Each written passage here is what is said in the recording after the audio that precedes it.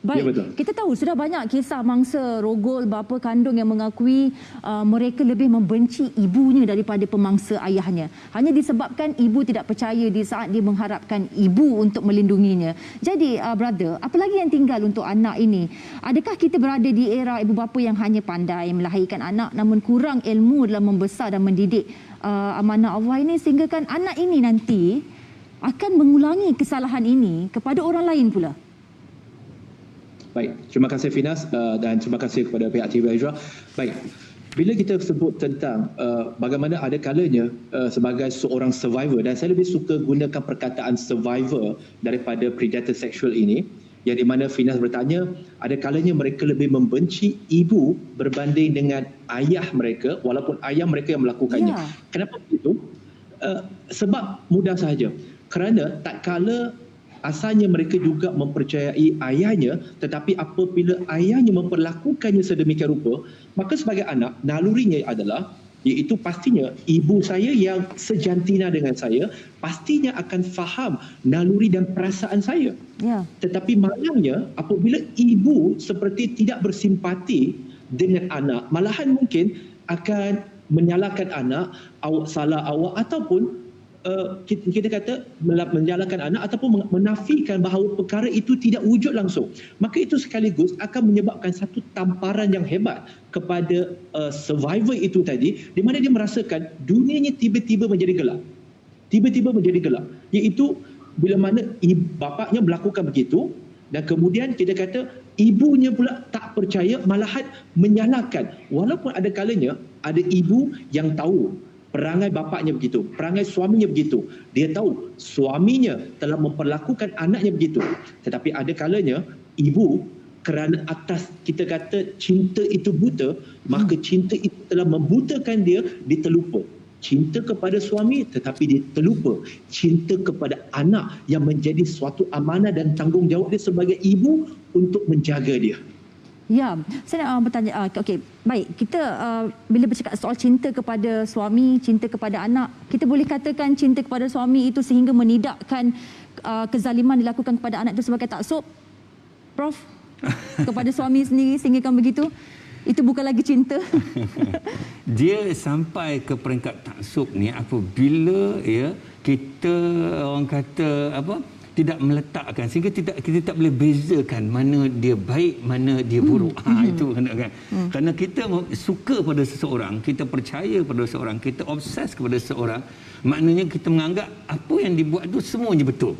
Ya? Sedangkan apa yang dibuat itu ternyata bukan sahaja bercanggah dengan agama dia, tetapi bercanggah dari segi hubungan manusia itu sendiri. Sebab itu dalam Islam, Finas, dia ada digariskan hubungan antara bapa dengan anak, suami isteri dan sebagainya. Dia semua ada digariskan tata cara supaya jangan sampai kita melampaui batas ini. Baik, Prof. Dr. ramai yang berkata pelaku atau pemangsa ini bertindak sedemikian disebabkan tiada pegangan agama yang kukuh. Suami, ayah yang tidak punya pegangan agama yang kukuh, cetek ilmu agama hingga menyebabkan nafsu mengawal kewarasan akal mereka. Namun Prof, bagaimana pula jika ia melibatkan golongan yang berselindung di sebalik karakter terpuji? Saya terpaksa berterus terang, Prof pun dah bercakap sebentar tadi dengan realiti di negara kita, kini yang mana sedang merosakkan imej Islam, iaitu individu yang menjawat jawatan pengetua sekolah, tahfiz, guru-guru agama, pendakwah popular. Golongan ini bagaimana, Prof? Itu menunjukkan dia tak faham agama lah. Benar ya? Manusia yang faham agama ini dan jiwa dia ada takut kepada Allah Subhanahu Wa Taala, takut pada pencipta, dia tak akan buat perkara-perkara begini.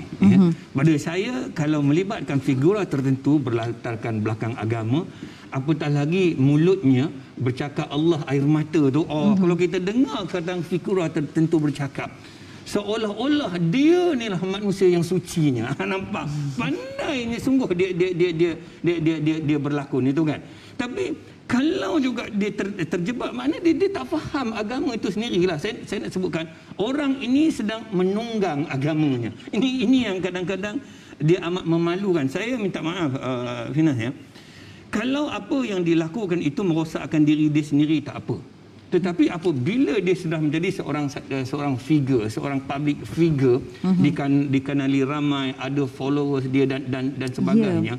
Orang melihat ni membawa satu imej agama. Ini yang saya cukup takut dia berlaku kan. Lebih-lebih lagi orang bukan Islam melihat ini. Ini satu karakter Islam yang boleh dicontohi kan. Dan dia berjaya membawa watak itu. Sehingga dia boleh menarik perhatian orang. Bayangkan selepas ini terbukti katakan sesuatu yang di luar dugaan berlaku, apa yang didakwa itu berlaku dan sebagainya. Apa implikasinya kepada imej agama Islam ini? Ini perkara Fina yang sangat menakutkan saya ini sebagai orang yang mendalami Islam pada dulu masuk Islam sampai ke sekarang ini. Biar diri saya rosak tak apa. Diri kita kan. Tapi jangan libatkan agama ini. Sebab puncanya pada kita. Bila kita bercakap, mulut tak pernah lekang soal kita kena menangis kena Allah, kita kena ini. Maknanya bibir dia itu tidak lekang daripada Allah sentiasa. Tetapi perbuatannya tidak sedemikian. Yang kita paling takut ni apabila followers ini dia tidak boleh nampak benda ini. Bila dia terlampau obsessed. Bila perkara ini berlaku, dia lagi bahaya ni. Dia melibatkan keseluruhan masyarakat pula. Follower masing-masing akan bergaduh sesama sendiri dan sebagainya. Kerana mempertahankan orang.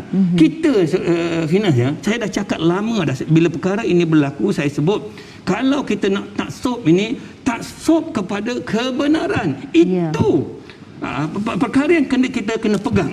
Taksub kepada kebenaran. Jangan taksub kepada manusia. Tak boleh. Dia boleh membawa kesesatan dalam agama ni.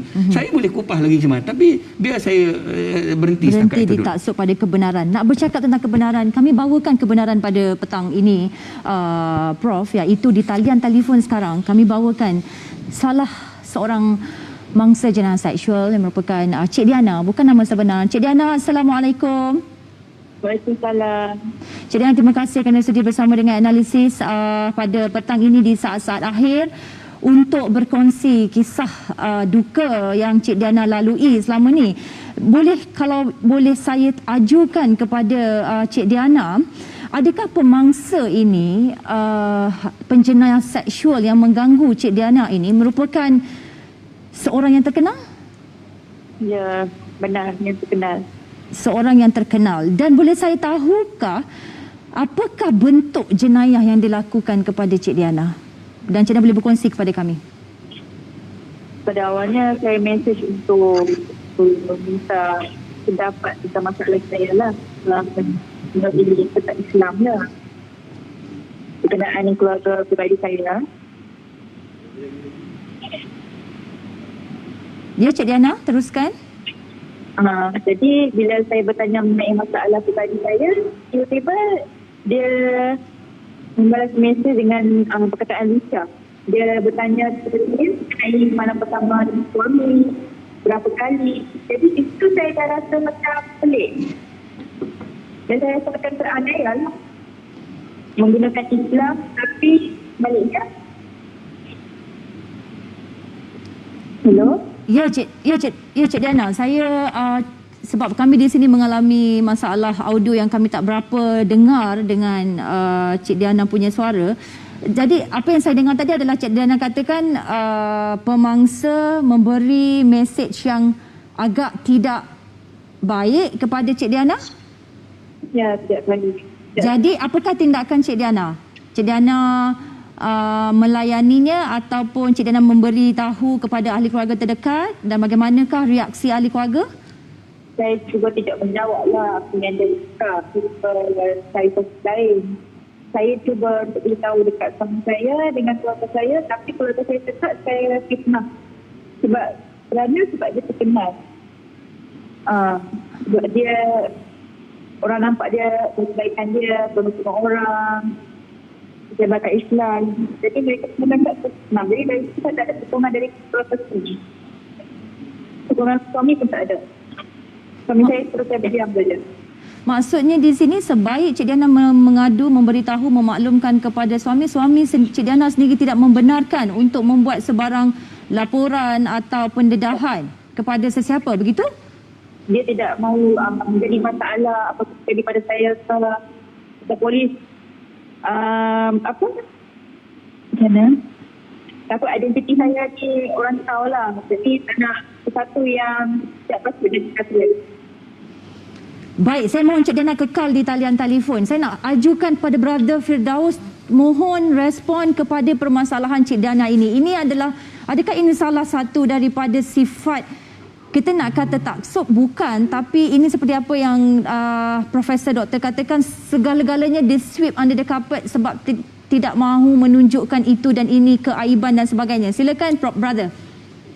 Baik, bila kita tengok kepada apa yang Prof sebut tadi, iaitu tentang mereka tak faham agama, mereka ni ada kalanya mereka menggunakan agama. Saya bagi satu contoh, ini realiti. Saya melihat dengan bukti-buktinya itu sendiri. Bagaimana si predator seksual apabila ditegur oleh mangsa, kamu tak boleh buat macam ni, kamu ni adalah seorang pendakwa, kamu ni seorang ustaz, kenapa kamu buat macam ni? Kamu tak tahu ke bahawa apa yang kamu buat ini adalah salah?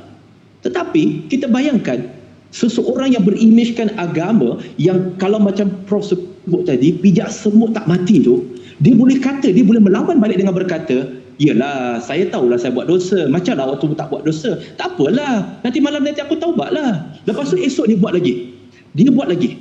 Jadi pijak semut tak mati, tetapi dia tahu, tetapi dia hanya sekadar sombong dengan mengharapkan rahmat Allah Subhanahu Wa Taala. Baik, saya respon juga kepada apa yang Diana sebut, iaitu apabila apa yang Diana sebut tu, trend dia adalah hampir sama dengan beberapa kes yang kami sedang kendalikan sekarang ini. Iaitu majoriti mangsa-mangsa ini, mereka pergi kepada asatiza, ustaz dan ustazah ni untuk bertanya. Kadang-kala sebab mereka ada masalah rumah tangga, mereka nak dapatkan penyelesaian. Tetapi masalahnya, awalnya memang jawab elok-elok. Akan jawab, Allah, kesiannya awak umur berapa? Oh, kesiannya awak muda lagi. Suami macam mana? Nah, kemudian dia akan masuk room. Okey, nak tanya malam pertama, semua dia tanya. Lepas tu berapa kali, semua dia tanya. Now, di situ dah red flag. Mangsa ada yang dah rasa tak selesa. Betul ke aku sedang bercakap dengan fulan si fulan ni? Lalu mangsa, kebanyakan survivor ini, mereka rasa, no, I have to stop it. Saya kena berhenti. Lalu mereka cuba dapatkan sokongan, bagi tahu kepada family, bagi tahu kepada suami. Masalahnya, Finas, majoriti mereka seperti tak percaya. Ya. Mereka tak menyokong. Tak menyokong satu. Tetapi tak menyokong sebab dia tu tak mungkin. Dia macam tu. Tak mungkin. Awak silap. Awak fitnah dia. Mangsa, survivor yang dikatakan fitnah. Ini ibu bapa. Ini family. Ini suami sendiri. Tapi bila ditunjukkan bukti, mereka pun terbeliak. Mereka pun terkejut. Dan lalu, majoriti sampai hari ini, ramai yang berani mesej kami, tapi tak berani nak tampil ke hadapan sebab ramai lagi ahli keluarga, termasuklah suami sendiri, yang beranggapan bahawa biarlah, dia tu terkenal, dia tu hebat, dia tu kabel kuat, kita buat nanti kita kena. Kalau kita dah tahu identiti dia telah diketahui, kita kena pindah rumah, nanti macam mana, apa terjadi, maruah kita macam mana, itu aib. Nah, itu masalah kita. Masalah kita tak tahu membezakan antara aib dengan jenayah. Kita tak boleh nak membezakan itu. Dan kesiannya ialah, akhirnya survivor itu, Finas, mereka mengalami kemurungan demi kemurungan. Betul. Dan menjadi trauma. Mereka jadi allergic dengan agama dan malahan ada yang terfikir untuk murtad. Dan malahan, Finas, ada juga di kalangan mereka, saya melihat dengan medical report sekali, cubaan bunuh diri. Alhamdulillah terselamat. Kerana trauma daripada kejadian begitu. Tak dapat support. Itu baru daripada keluarga dengan suami sendiri. Kita masih belum masuk ke dalam topik serangan daripada pentaksub-pentaksub ini. Betul. Kita akan pergi kepada beza antara aib dan jenayah selepas ini. Jangan ke mana-mana semua. Kembali selepas ini. Alhamdulillah, kembali analisis. Saya mahu terus ajukan soalan kepada Prof. Adakah menjadi satu kesalahan dalam Islam membongkar kejahatan dilakukan penunggang agama? Adakah ia dikira kesalahan atau aib peribadi yang wajar disembunyi, atau ia kejahatan yang melibatkan kemaslahatan umum yang perlu diwar-warkan? Finas, tanggungjawab kita sebagai seorang Islam ini ta'muruna bil ma'ruf wa tanhauna 'anil munkar. Seru orang jadi baik, cegah orang buat jahat. Apatah lagi kejahatan itu yang sangat memalukan, yang boleh merosakkan agama, imej agama kita, ya, bangsa kita, negara kita dan sebagainya. Maknanya peranan kita sekarang ni, kalau nampak kemungkaran, kejahatan itu, tak boleh diam lah, Fina. Berdosa kita. Apatah lagi dia akan merebak ni, sebab pemangsa ini, saya nak sebutkan, mereka yang melakukan jenayah sebegini, kalau pada Firdaus gunakan istilah survivor, saya rasa itu lembut sangat. Tak, kena letak satu label apa tu, dia orang ni penjenayah seksual, ya, menggunakan imej agama untuk melunaskan nafsu dia. Dia ni kalau kita tengok lebih hina pada binatang ni. Ini minta maaf sebut ni apa tu kan. Kalau dia menggunakan isu sebegini ni, ya, untuk kepentingan diri, untuk memuaskan nafsu dia dan sebagainya, sifat ni bukan sifat manusia. Manusia yang rasional, dia mesti boleh membezakan mana dia baik, mana dia buruk. Kalau sampai dia tidak boleh membezakan mana dia baik, mana dia buruk, level dia sudah berada di tahap apa tu, haiwan, bukan lagi manusia ni. Apatah lagi bila kita memperalatkan wanita-wanita yang menjadi mangsa ni. Kesian, Fina. Saya ni nak kata popular tidaklah. Nak ceritanya. Daripada dulu lagi saya berada dalam media ni, keluar TV apa, berapa ramai perempuan apa tu telefon minta nasihat dan sebagainya. Kita nasihat mesti ada batas-batasnya, Finanya.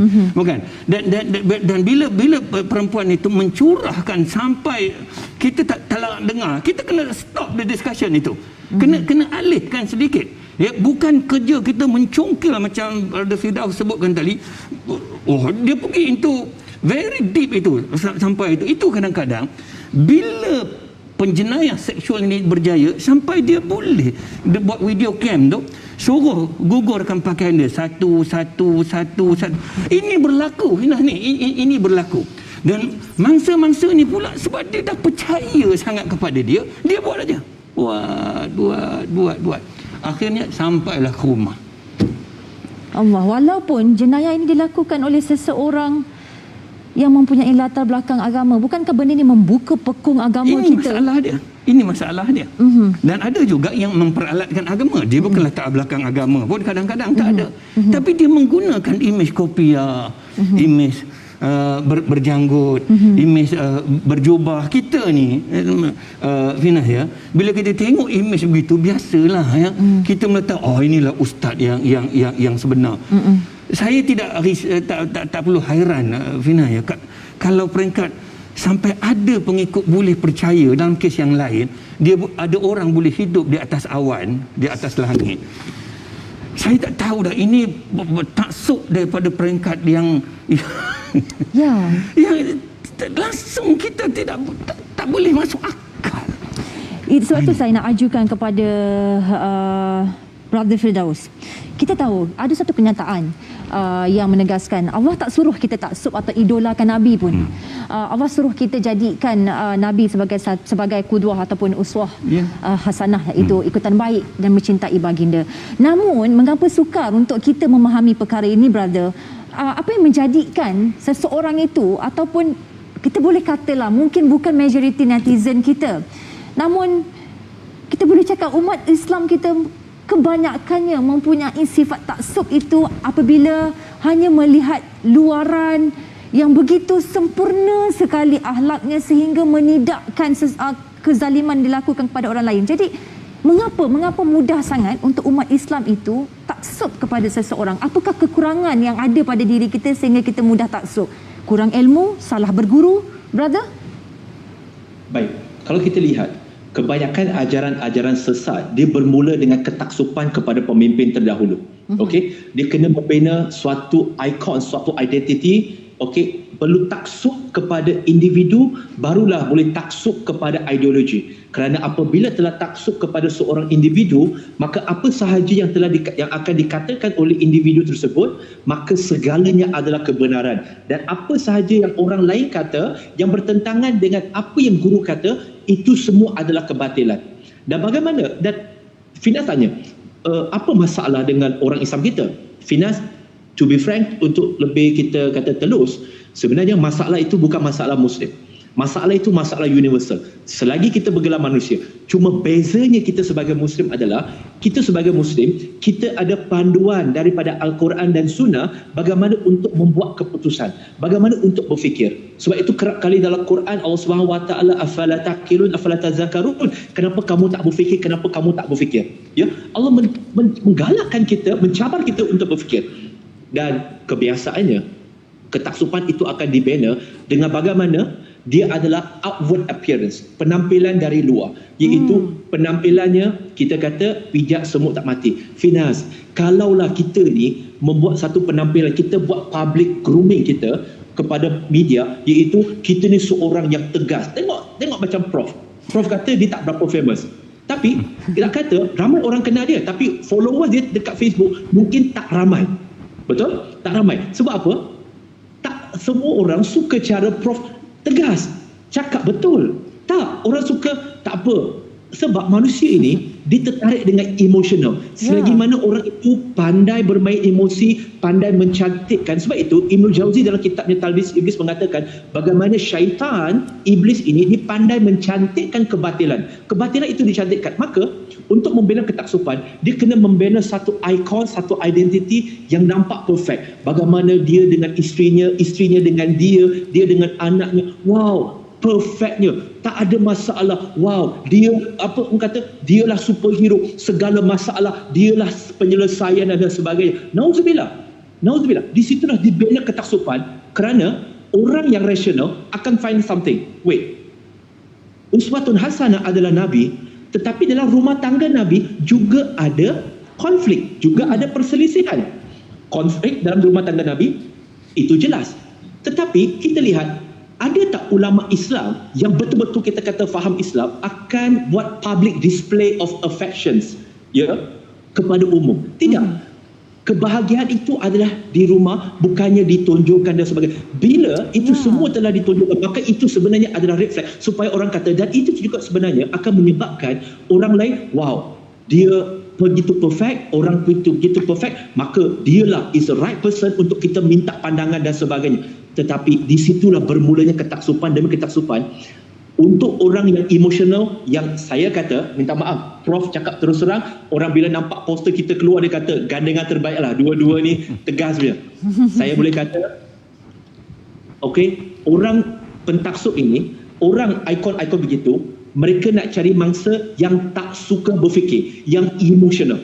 Bukan kata suruh suuzon, bukan suruh sangka baik, sangka buruk. Tetapi dengan lakonan-lakonan itulah, orang yang emosional inilah, yang tak suka berfikir inilah yang akan jadi mangsa. Sebab itu, Finas, kenapa bila Dajjal datang, bukan kita salahkan perempuan, tetapi kenapa Nabi SAW kata ramai daripada pengikut Dajjal ni adalah wanita.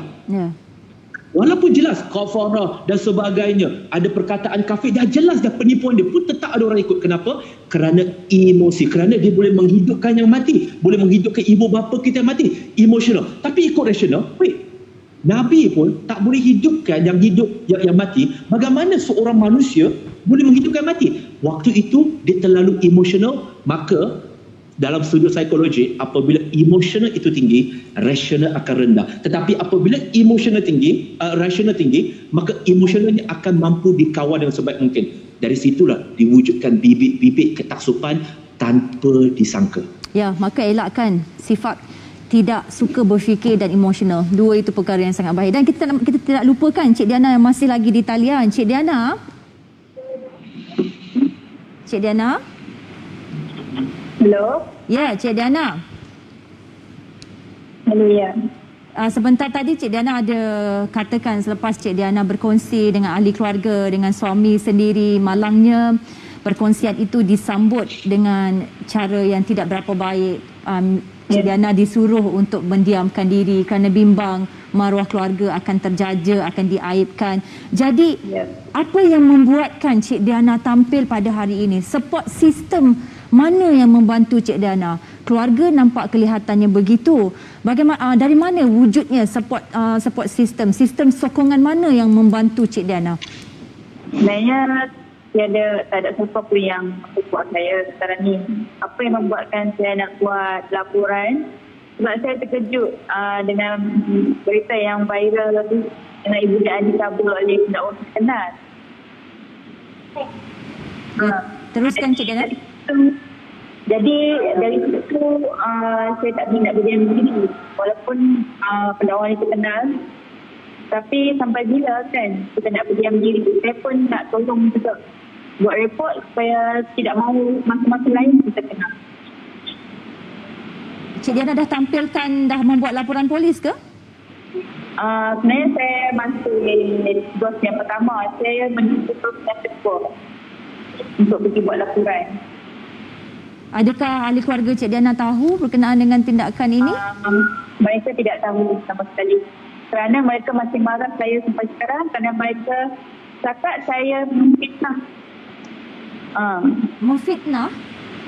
Yes, saya memfitnah. Kerana mereka nampak kebaikan dia. Saya beritahu, jadi saya terlalu takut dengan kebaikan pendakwa terkenal.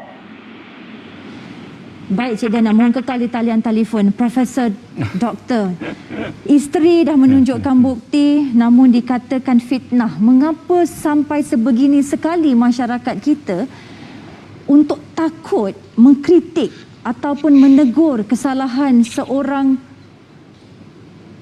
kalau Finas agamawan tengok, ataupun figura popular ini? melihat kepada bukti-bukti yang ditunjukkan pada saya, WhatsApp yang berlaku, kita tengok pentaksub ini sudah letakkan figura tertentu ini pada tahap sama level dengan Nabi. Allah. Kadang-kadang bila saya baca WhatsApp itu yang ditangkap muat, saya tidak boleh, macam mana boleh berlaku?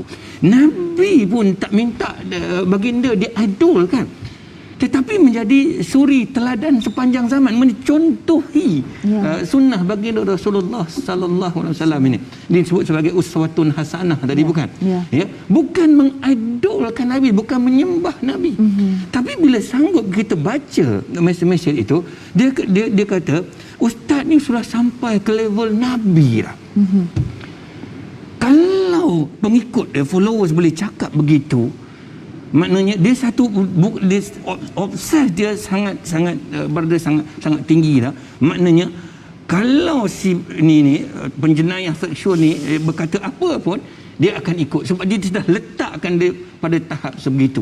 Ini saya fikir apa tu Finas, kalau kita menilai sesuatu itu tidak berdasarkan pada ilmu akal dan rasional akal ini, saya kadang-kadang nak melihat Allah bagi kita akal ini untuk berfikir. Finas, betul. Beza mana baik mana buruk ini.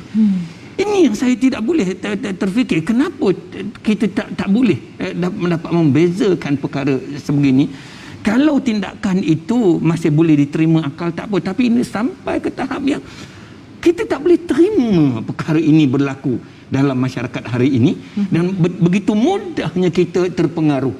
Dan apabila ada kita tampil ke hadapan untuk menceritakan kebenaran ini, dan datanglah pentaksub menyerang orang-orang sebegitu. Dia menepuk meja dah saya ni, bukan kan? Jadi takkan neraca kita, apa neraca kita sebenarnya? Apa yang benar, apa yang salah? Bukan siapa. Finas, bukan siapa. Kalau figura itu melakukan salah, dia tetap salah. Walau siapa pun dia. Walaupun siapa dia. Kalau dia benar, dia tetap benar. Jadi berpeganglah kepada kebenaran itu. Itu yang saya kata tadi, taksub kepada kebenaran itu. Kalau itu paksi dia, selamat kita. Kalau tidak, kita terimalah hakikat kesesatan yang akan berlaku dalam kehidupan. Allahu Akbar. Analisis berat seketika. Jangan ke mana-mana. Alhamdulillah, kembali analisis. Saya mau terus ajukan soalan kepada Brother Firdaus. Brother, kita tahu anda lantang dalam menyuarakan sesuatu isu yang melibatkan kemaslahatan ummah, berpengaruh mana sekalipun individu tersebut. Brother tetap lantang menegur walau brother teruk dikecam oleh netizen. Namun brother, tidak semua individu punya kekuatan seperti ini. Mangsa si penjenayah seksual lah, terutamanya emosi, mental dah terganggu akibat menjadi mangsa pengantunan seksual, ditambah kecaman si pentaksub terhadap mangsa dan keluarganya. Jadi brother, kita tidak mahu mangsa-mangsa ini terus berdiam diri disebabkan takut pada pentaksub. Namun, dari mana kekuatan dan keberanian itu dapat mereka peroleh? Kita mohon sangat Brother kongsikan kepada kita pada hari ini agar boleh menjadi sandaran kepada mangsa-mangsa ini untuk tampil ke muka pengadilan. Baik, terima kasih Finas. Antara yang menyebabkan mangsa ini jadi takut adalah kerana selain daripada populariti individu-individu yang telah melakukan gangguan seksual terhadap mereka, kekurangan sokongan daripada ahli keluarga ataupun suami masing-masing, tetapi ada kalanya si penjenayah seksual itu, sexual predator itu juga mengugut mangsa-mangsa untuk tidak bersuara. Contoh, saya bagi contoh, ini perkara yang datang kepada kami, iaitu kamu nak report, pergilah report. Awak tu siapa? Ingat siapa nak percaya awak? No, penampilan dia adalah 180 darjah berbeza daripada yang ditonjolkan di media sosial. Okey? Jadi bagaimana? Okey, kita kata semua mangsa-mangsa ini, survivor-survivor ini boleh mendapatkan keberanian untuk tampil ke hadapan. Yang pertama, sudah tentu kita kata firman Allah Subhanahu Wa Taala dalam surah Al-Maidah surah yang kelima ayat 44. Jangan takut kepada manusia tetapi takutlah kepada Allah Subhanahu Wa Taala. Mungkin orang kata cakap tu senanglah bro. How to do it? Sedangkan family sendiri pun tak support. Maka tuan-tuan dan puan-puan, ini antara cara kami untuk bercakap dengan para mangsa-mangsa yang takut. Kami kata, kamu bakal berkeluarga, mungkin kamu telah berkeluarga, dan mungkin di antara kamu ini ada juga anak lelaki, ada juga anak perempuan. Bagaimana suatu hari nanti, hari ini saya kata, hari ini kamu menjadi mangsa kerana sebelum ini telah ada pun mangsa lain. Tetapi mangsa yang telah menjadi mangsa itu, mereka enggan tampil ke hadapan, lalu anda menjadi mangsa bukan kepada penjenayah seksual itu sahaja, tetapi anda juga menjadi mangsa keengganan mangsa terdahulu untuk membuat laporan agar seseorang itu dihukum kerana takut, kerana aib dan sebagainya. Bagaimana kegagalan anda hari ini jikalau nauzubillah kita tak minta? Bagaimana kegagalan anda hari ini menyebabkan nauzubillah pada masa hadapan anak perempuan anda pula menjadi mangsa. Pastinya waktu itu anda akan menyesal kerana dulu anda tidak membuat sebarang tindakan untuk mendapatkan keadilan. Maka apa yang kami buat? Kami cuba nak bagi kekuatan, sokongan sebaik mungkin. Dan sebab itu sejak Sayap Wanita MRM, NGO kami dilancarkan pada bulan Jun ini, 2021, Masya Allah, kami dapati satu trend, iaitu ramai yang datang, yang mengadu kepada kami adalah, mereka ni adalah mangsa gangguan seksual. Daripada datuk saudara, daripada pengetua, daripada penghulu, daripada ustaz, daripada pendakwa.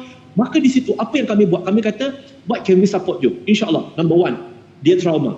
Kami akan bagi bantuan psikiatris dengan psikologis untuk membantu mereka secara percuma, free of charge. Sebab mereka takut, kalau aku report, aku tak ada duit, dia tengah trauma. Tak apa, pertama. Kedua, ketiga, kami akan bagi bantuan guaman secara percuma bagi yang tidak mampu, supaya mereka tak takut. Sebab mereka risau, kalau aku buat report, nanti saya kena saman, saya tak ada duit nak ambil peguam, siapa nak bayar? Saya kata, don't worry, kami sebagai NGO, walaupun fokus kami adalah dakwah, tetapi kami juga ada bahagian kebajikan kami akan mempertahankan yang hak. Macam Prof sebut tadi, ta'muruna bil ma'ruf wa tanhauna 'anil munkar. Jadi kami akan bagi support system.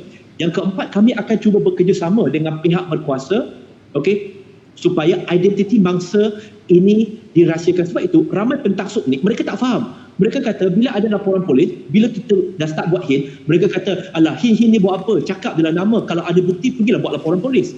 Tapi bila dah buat laporan polis, ini semua adalah fitnah. Macam mana kamu tahu tu fitnah? Dulu tak ada buat laporan polis, kamu suruh buat, bila dah buat kata fitnah. Tidak. Kami akan kerjasama bagi memastikan identiti mangsa terjaga, dan kami juga akan sedaya upaya untuk memastikan keselamatan mangsa-mangsa ini. Kerana kita kena faham, apabila seseorang itu popular, mempunyai kaitan, mempunyai kabel, maka ada kalanya demi mempertahankan populariti dengan kedudukan imej mereka di khalayak ramai, mereka sanggup melakukan apa jua, termasuk rasuah, termasuk mengugut agar mereka ini terpelihara. Dan mereka ini juga bukan disokong oleh orang yang ada kabel, tetapi mereka disokong dan mendapat keberanian daripada pentaksub-pentaksub mereka yang memberikan mereka energi untuk terus berada di dalam kesalahan mereka itu. Maka saya seru, termasuk Diana, datang hubungi kami akan support anda sebaik mungkin untuk anda mendapatkan keadilan, insya-Allah. Baik, Diana, Cik Diana, mungkin soalan terakhir saya buat Cik Diana. Mungkin Cik Diana boleh kongsikan kepada kami di sini pesanan Cik Diana kepada pentaksub-pentaksub ini, betapa sikap mereka ini sebenarnya sedang merosakkan society ataupun masyarakat kita, terutamanya mangsa kepada si penjenayah seksual ini. Silakan Cik Diana. Okey, baik. Jadi nasihat saya kepada mangsa-mangsa seksual ni, tolong jangan berdiam diri. Kalau kita tidak ada sokongan dari family atau suami atau siapa pun, tolonglah tampilkan diri, buat laporan secepatnya. Kalau kita takut nak pergi ke polis, kita pergi seperti Firdaus Wong ke atau mana-mana pihak yang kenaan lah yang boleh kita rasa percayai untuk kita buat laporan tentang hal ini. Jangan berdiam diri. Kalau kita berdiam diri, so gangguan seksual ni akan terus berterusan berani buat apa ni? Tentang seksual ni lah kan. Maaf tak tahu cakap. Baik, terima kasih Cik Diana. Baik, terima kasih Cik Diana. Saya harap Cik Diana boleh terus menghubungi Brother Firdaus kita seperti Brother Firdaus telah tawarkan bantuan kepada Cik Diana, dan saya harapkan Cik Diana mampu menjaga diri. Stay safe and Assalamualaikum Cik Diana. Terima kasih. Saya mau tanyakan kepada Prof. Prof, bagaimana pandangan Prof tentang sistem sokongan yang menyebelahi mangsa jenayah seksual di negara kita? Sejauh mana sistem sokongan di negara kita ini betul-betul kuat daripada sudut institusi keluarga? Kita dah bincangkan sebentar tadi. Agak menyedihkanlah responnya. Bagaimana perlu dengan pihak berkuasa? Kalau kita tengok hari ini pihak berkuasa menteri Kementerian Wanita, ya, kita lihat ya tarian mereka juga dibuka dan sebagainya.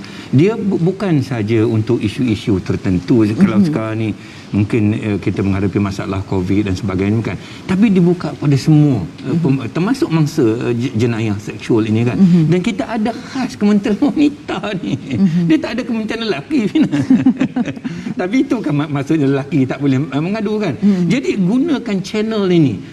Kalau merasakan dengan kementerian itu nampak terlampau besar, pergi kepada NGO ini, pergi kepada kaunselor yang bertauliah untuk kita laporkan semua. Dan paling berani pergi kepada, saya fikir ya, pergi direct kepada polis, berada di mana-mana, buat laporan polis itu yang paling baik, sebab dia ada penerusan dia.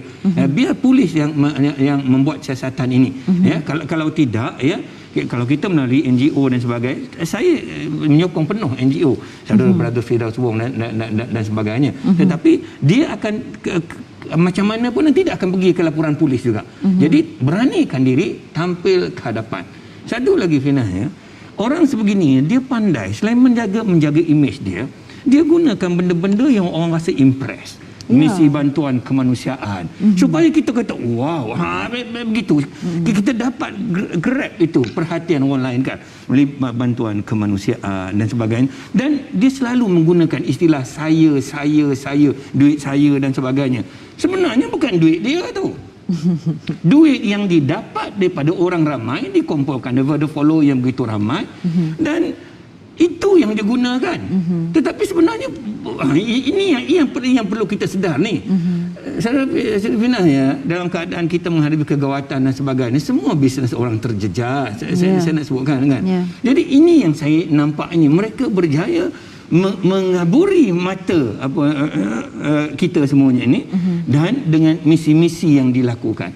Dan sebab itulah saya minta sangatlah supaya tidak ada cara lain Fina ya, melainkan pemangsa ini mesti tampil ke hadapan untuk buat laporan polis. Dan kita minta NGO yang lain seperti Brother Firdaus sebagainya tampil untuk menyokong saya supaya dia bagi dia kekuatan. Ya. Mereka ni kalau tidak dia feel lonely. Betul. Fina.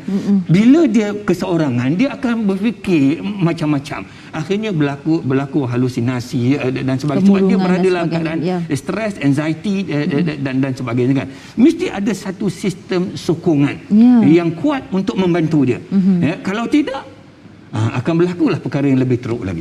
Ya, saya sebenarnya bila bercakap tentang sistem sokongan ni, saya sangat mengharapkan sepatutnya keluarga. Ya. Tapi malangnya pada saat ini kebanyakan kisah yang saya terima, keluarga yang lebih banyak suka untuk mangsa itu mendiamkan daripada pergi ke muka pengadilan hanya disebabkan malu, menjaga maruah.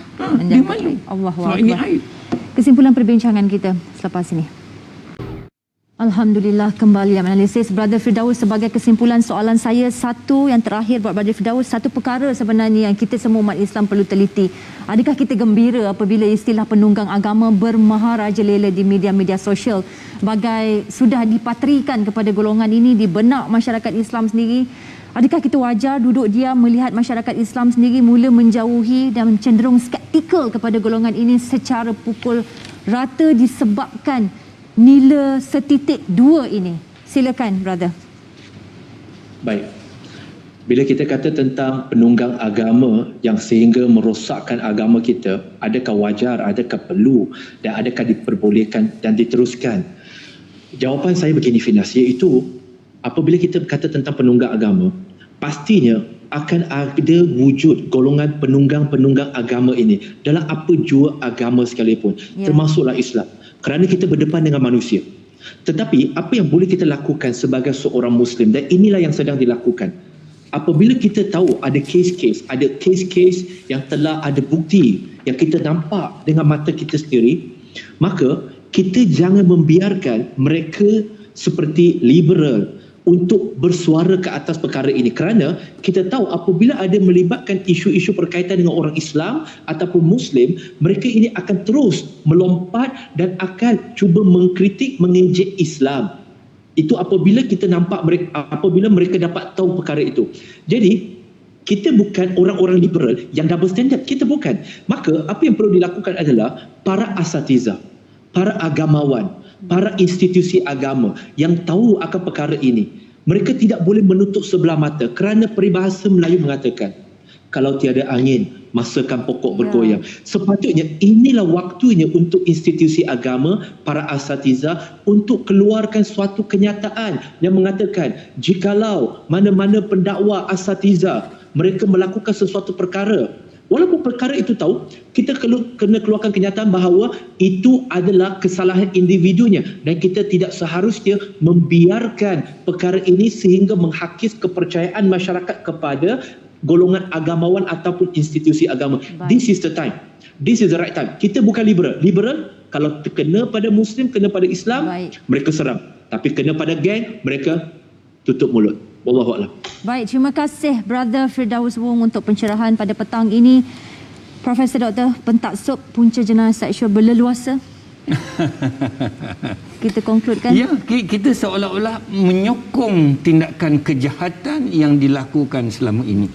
Kalau itulah pentaksub-pentaksub ini lakukan, saya fikir kita orang kata sudah melakukan saya nak sebut ni, kita tak naklah menghukum, tetapi kita telah melakukan kejahatan demi kejahatan, menyokong kejahatan itu. Dan saya mengharap dan saya merayu supaya penegasan perlu dibuat. Pihak berkuasa dengan bukti-bukti yang telah dikumpul selama ini perlu bertindak untuk mendakwa mereka yang terlibat dalam jenayah seksual ini.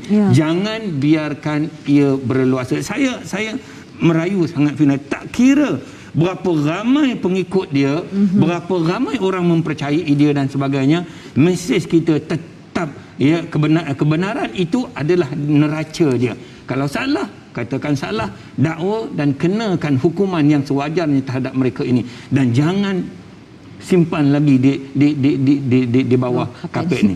Kita bimbang Safina, Kalau kita simpan benda ini sebab nak cover. Ini isu lagi.